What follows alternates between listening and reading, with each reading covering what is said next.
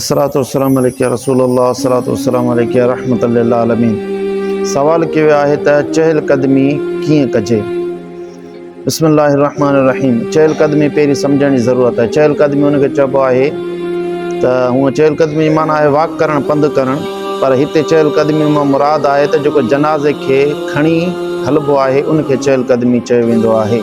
ऐं चहलकदमी करणु सुन्नत मुबारक हुआ। हुज़ूर अलैहिस्सलातु वस्सलाम जी हदीस मुबारक हुआ। मजमुल औसत जे अंदरि मजमुल ज़वाइद में ऐं कंज़ुल उम्माल में इहा हदीस मुबारक मौजूदु आहे। हज़रत अनस बिन मालिक रज़ियल्लाहु ताला अन्हु खां रिवायत आहे। उन चयो त रसूल अकरम सल्लल्लाहु अलैहि वसल्लम फरमायो, मन हमल जवानिब सरीरिल अर्बअ कफ़रल्लाहु अन्हु अर्बईन कबीरतन।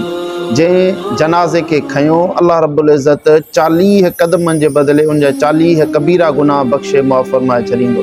इन मां मालूम थियो त जनाज़े खे कुल्लो ॾेई हलणु इहा सुन्नत मुबारक हुआ ऐं इन में सवाब अजुर इहो आहे त अल्लाह रब्बुल इज़्ज़त हर क़दम जे बदिले में उन जा कबीरा गुनाह बख़्शे छॾींदो।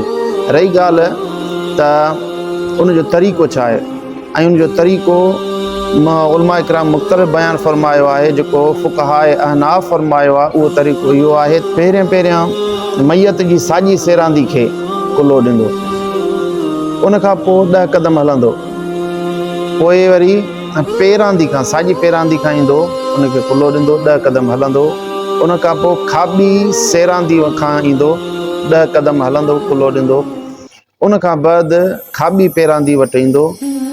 इहा आहे सुन्नत कामिला। हिकिड़ी आहे सुन्नत, कंहिं बि पासे खां खणंदो, 10 क़दम हलंदो ऐं ॿिए पासे ॾांहुं बि ईंदो, 10 क़दम हलंदो, त उनखे उहो ई अजुर ऐं सवाब मिली वेंदो। पर जेको हिन महिल बयानु थियो इहो सिर्फ़ु सुन्नत अकमल हिकिड़े खे मिली सघे थी, सभिनी खे इहा नसीब न थींदी। जेको पहिरीं साॼी सेरांदी खां ईंदो उनखे सुन्नत अकमल जो सवाब मिलंदो ऐं ॿियो जेके बि आहिनि उन्हनि खे सुन्नत जो सवाब मिलंदो। हदीस मुबारका में आहे मुसन्नफ़ इब्न अबी शैबा जे अंदरि मुसन्नफ़ अब्दुल रज़ाक में हदीस मुबारका मौजूदु आहे। हज़रत अज़दी तो चए त राई तो इब्न उमर, मूं हज़रत अब्दुल्ला बिन उमर रज़ियल्लाहु ताला अन्हुमा खे ॾिठो, फ़ी जनाज़तिन, जनाज़े में, हमल बि जवान बि सरीरिल अर्ब, उहो जनाज़े जे 4 कुंडुनि खां पाण फिरिया हुया हज़रत अब्दुल्ला बिन उमर। ऐं इब्तिदा किथां कई आहिनि, बद बे मयामिनहा सुम्म तनहा अनहा, इब्तिदा उन साॼे पासे खां कई, यानी साॼे तरफ़ खां कई, उनखां पोइ खाॿी तरफ़ आया हुया।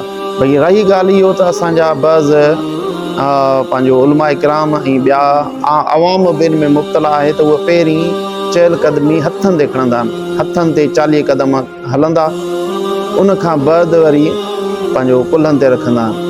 पर सही कौल इहो आहे त इब्तिदाई कुल्हनि तां कजे, छोकी हनफ़ी जे मोतबर किताब जहिड़ो क फतावा शामी थी वियो, फतावा हिंदिया ऐं ॿियनि बि कसीर किताबनि में आहे उनजो तरीक़ो लिखियलु, फ़यहमिलहु अला आतिक़िल अयमन, पोइ खणंदो उनखे पंहिंजे साॼे कुल्हे ते।